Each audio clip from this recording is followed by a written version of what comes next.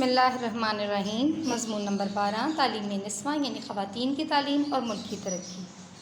ہم نے پڑھا کہ نساء کی جمع نسواں ہے جس کے معنی عورت کے ہیں، اور تعلیم نسواں سے معنی مراد لیے گئے عورتوں کی تعلیم۔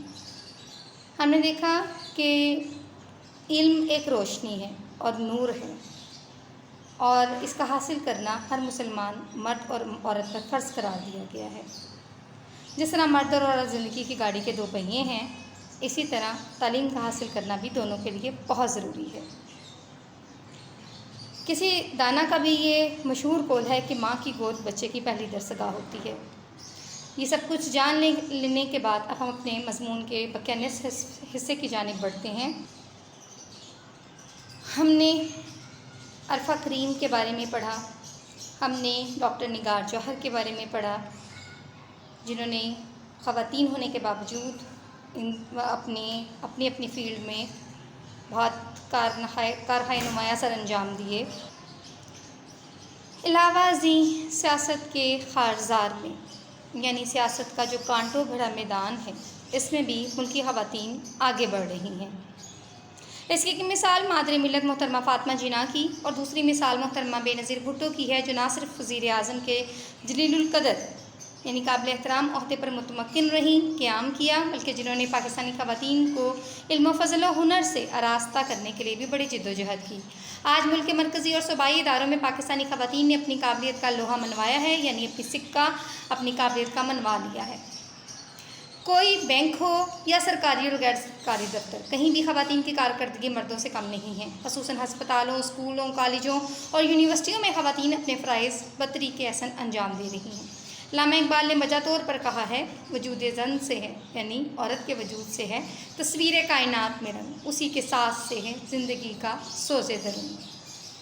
یعنی زندگی اگر ایک گھنٹی کی آواز ہے تو اس کا جو حسن ہے وہ عورتوں کی وجہ سے ہے، اور یہ حقیقت بھی ہے کہ کائنات کا سارا حسن عورت کے وجود کا رہین منت ہے، یعنی محتاج ہے۔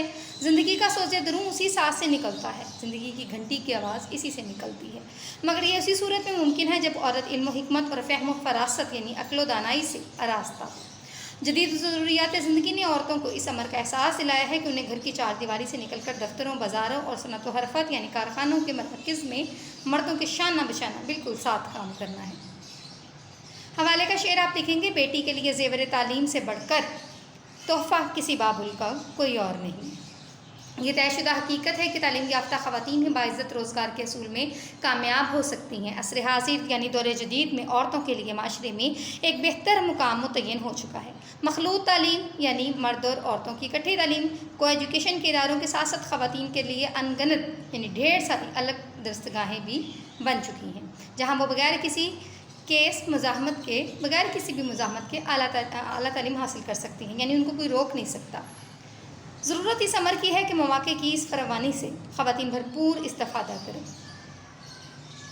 یہاں پر آپ حوالے کا شعر لکھ سکتے ہیں، جس علم کی تاثیر سے زن ہوتی ہے نہ زن، کہتے ہیں اس علم کو ارباب نظر موت۔ یعنی علم کا مقصد اپنی زندگی کو بہتر بنانا، اپنے خاندان کی زندگی کو بہتر بنانا ہے، نہ کہ ایسی تعلیم، ایسا شعور حاصل کر کے جس سے آپ اپنی تہذیب اور اپنی جو اقدار ہیں انہی کو بھول جائیں۔ دیکھنے میں آیا ہے کہ ہمارے ہاں طبقہ خواتین کی اکثریت تعلیم کی کمی کی وجہ سے تنگ نظری، تعصب، جہالت اور توہم پرستی کا شکار ہے۔ اگر ہم انہیں معاشرتی امراض سے محفوظ رکھنا چاہتے ہیں تو ہمیں ان خواتین کو تعلیم کے حوالے سے ہر قسم کی سہولیات فراغ دلی یعنی کھلے دل سے فراہم کرنا ہوگی۔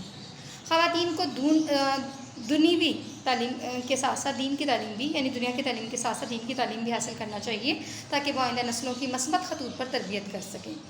جن ممالک اور معاشروں نے زندگی کے تمام شعبوں میں حیران کن ترقی کی ہے، انہوں نے اپنی خواتین کی تعلیم کو اولین ترجیح دی ہے۔ افسوس کا مقام ہمارے وطن عزیز پاکستان میں فی الحال عورتوں کی شرح خواندگی یعنی تعلیم حاصل کرنے کی شرح حوصلہ افزا نہیں ہے۔ ہمیں بحیثیت قوم اسے اپنی اولین ترجیح بنانا ہوگی۔ یہی وہ راستہ ہے جس پر چل کر ہم قوموں کی برادری میں ممتاز اور موقر یعنی قابل احترام مقام حاصل کر سکتے ہیں۔ یہ تھا آپ کا مضمون نمبر 12۔ آپ نے اس بقیہ نصف مضمون کو اچھے طریقے سے یاد کر لینا ہے۔ انشاءاللہ پھر حاضر ہوں گے۔ اپنا خیال رکھیے گا۔ اللہ حافظ۔